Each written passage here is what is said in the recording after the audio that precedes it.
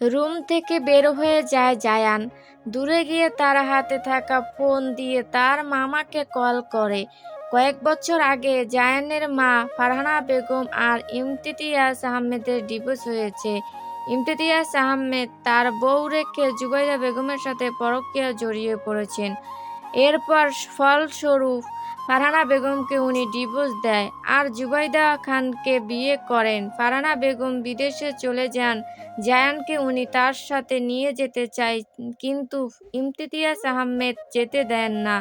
জায়ানের মামা আশরাফ ফোন ধরে। জায়ান গম্ভীর কণ্ঠে বলে, মামা, আমি সুইজারল্যান্ড আসছি। কাল সকালের ফ্লাইটে। আশরাফ সাহেব খুশি হয়ে যায়। উনি বলেন, সত্যি জায়ান, তুমি ফিরে আসবে? তোমার আম্মু তোমার জন্য অনেক কান্না করেছে। সারাদিন খাওয়া দাওয়া বন্ধ করে রুমে বসে থাকে। কিন্তু হঠাৎ করে তুমি চলে আসার সিদ্ধান্ত কেন নিলে? ইমতিয়াজ কি আসতে দেবে তোমায়? জায়ান তার মামাকে সব ঘটনা খুলে বলে।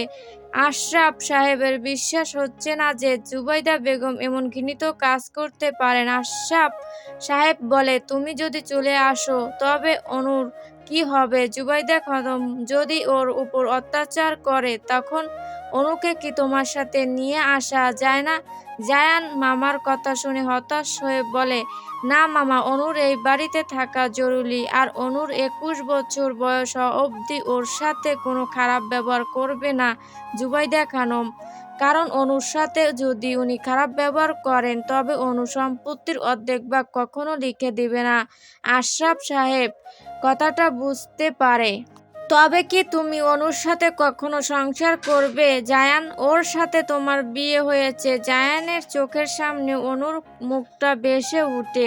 সে বলে, অবশ্যই করব মামা, কিন্তু যখন অনুর বয়স 21 হবে তখন আমি বিদেশ থেকে ফিরে আসব। এরপর জুবাইদা খানমের আসল রূপের বিষয় ওকে বলবো।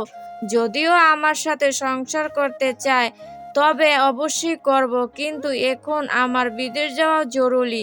দাদা আমার নামে সম্পত্তি লিখে দিয়েছে, কিন্তু এখনো আমার বয়স 18 হয় নাই। জুবাইদা বেগম যদি ষড়যন্ত্র করে কাগজপত্র পরিবর্তন করে দেয় বা কোনো জায়গা আমার সাইন নিয়ে নেয় তবে সব নষ্ট হয়ে যাবে। আশরাফ সাহেব জায়ানের কথা শুনে সবটা বুঝতে পারে। উনি বলেন, ওকে জায়ান, তুমি তবে কাল বিদেশে চলে এসো। জায়ান তার মায়ের কাছে অনু আর তাদের বিয়ের বিষয়টা লুকিয়ে রাখতে বলে, কারণ তার মা এখন কেমন রিয়াকশন করবে তা সেটা জানা নেই। যেহেতু অনু জুবাইদা খানমের ভাইয়ের মেয়ে, পরে ভবিষ্যতে ওনাকে বলবে ধীরে ধীরে সুস্থে। জায়ান কথাটা বলে রুমে ফিরে আসে। অনু এতক্ষণ বিছানার কোনায় দাঁড়িয়ে কান্না করছিল। জায়ান রুমে এসে দেখে অনু কান্না করছে, কান্না করে চোখ মুখ ফুলিয়ে ফেলছে, যা দেখে জায়ানের ওর উপর মায়া হয়। মা বাবা মারা যাওয়া এতিম মেয়েটার এখন কেউ নেই। মা বাবার ভালোবাসা না পাওয়ার কষ্টটা হয়তো জায়ান কিছুটা বুঝতে পারে। জায়ান একটা দীর্ঘ নিঃশ্বাস ছাড়ে, এরপর এগিয়ে যায় অনুর কাছে। জায়ান হাসি মুখে অনুর কাছে যায় আর বলে, কি হয়েছে তোমার অনু? পুতুল খেলা রেখে কান্না করছো কেন? খেলা করবে না? অনু বাচ্চাদের মতো অভিমানী সুরে বলে উঠে, তুমি আমার খেলনা ভেঙে দিয়েছো কেন? এখন আমি কি করে খেলবো? জায়ান তার ভুলটা বুঝতে পারে। তখন রাগের মাথায় এমন করা তার উচিত হয় নাই। জায়ান বলে, আচ্ছা সরি। এই দেখো, জায়ান কান ধরছে। অনুর খেলনা ভাঙা তার উচিত হয় নাই। অনুর কি আর খেলনা নেই? অনুর আরো অনেক খেলনা আছে, ও কিন্তু অনু একা একা খেলতে ভালো লাগে না। জায়ান কথাটা শুনে বলে, আচ্ছা অনু খেলনা নিয়ে আসুক, তার বর ভাইয়া তার সাথে খেলবে। অনু কথাটা শুনে খুশি হয়ে যায়। এরপর অন্য ঘর থেকে তার খেলনা নিয়ে আসে। অনুর সাথে জায়ান খেলতে থাকে। এমন বাচ্চা মেয়েটার জীবন নষ্ট করে দেওয়ার কারণ জুবাইদা খানমের উপর রাগ হয় জায়ানের। অনু বর বউ খেলছে আর জায়ান তার দিকে তাকিয়ে আছে। অনুর খেলনার মাঝে জায়ান বিছানা ছেড়ে নেমে যায়। এরপর আলমারি থেকে ডায়মন্ডের লকেট বের করে অনুর কাছে নিয়ে যায়। অনুর খেলনার মাঝে জায়ান ডাক দেয়, অনু। অনুর খেলনার মাঝে জায়ানের ডাক শুনে তার দিকে ফিরে তাকায়। জায়ান তার হাতে থাকা চেইনটা অনুর গলায় পরিয়ে দেয়।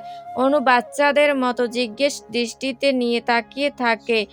জায়ান মৃদু হেসে উত্তর দেয়, এইটা তোমার গিফট। তোমার আর আমার বিয়ের উপলক্ষে তোমাকে গিফট দিলাম। এই চেইনটা কিন্তু সবসময় তোমার গলায় রাখবে।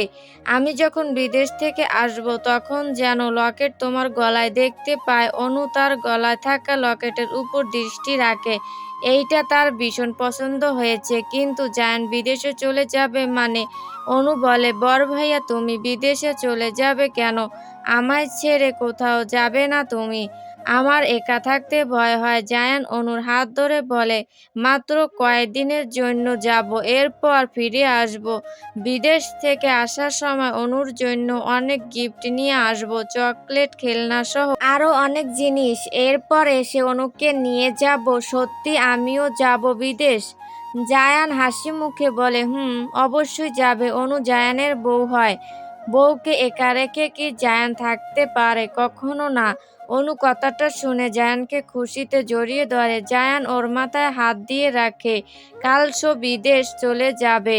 এরপর হয়তো 15-20 বছর তাদের আর দেখা হবে না। জুবাইদা খানম অনুর কোনো ক্ষতি করবে না কি? কথাটা ভেবে জায়ানের ভয় হয়। এত বছর দূরে থাকার পর অনু বড় হয়ে তাকেও ভুলে যাবে না তো?